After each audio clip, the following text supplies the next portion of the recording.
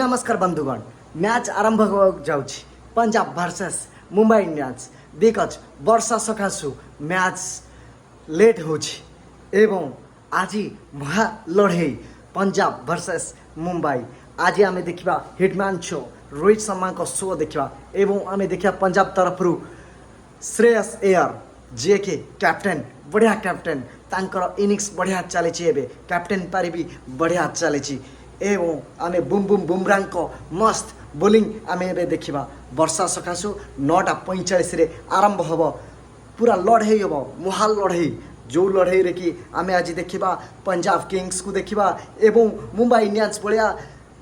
बाजीगर team को आम देखा। आज ए मैच आरंभ होगा 9:45 निश्चित भाव में पंजाब एवं बोलिंग कर मुंबई तरफ बैटिंग करने को आसिए रोहित शर्मा हिडमैन बैटिंग करने को ओपनिंग आसवे एवं आम सूर्य कुमार यादव छक्का भी देखा मिल 360 डिग्री एवं कहीं कुआड़े जातुनि निश्चित भाव में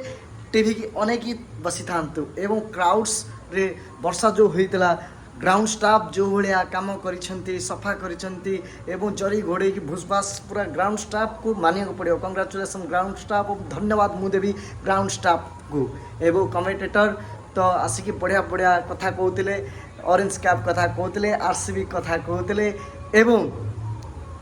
विराट कोहली विषय कहते एवं रोहित शर्मा विषय कहते बुमराह जसप्रीत बुमराह बुम को विषय भी से किसी कहते एवं श्रेयस अय्यर को कैप्टेन को विषय भी से किसी कथा कहते शुणा को मिलता एवं पिच कथा भी कहते 175 रन्स 180 रन्स जी कर सी भी मैच जीति पार आ 200 रन दरकार ना कहीं वर्षा वर्षा सकाशे पिच टे कम स्कोर रही भी चलो पंजाब को ध्यान दे खेलिबार अच्छी एवं चाहल आज खेलुंट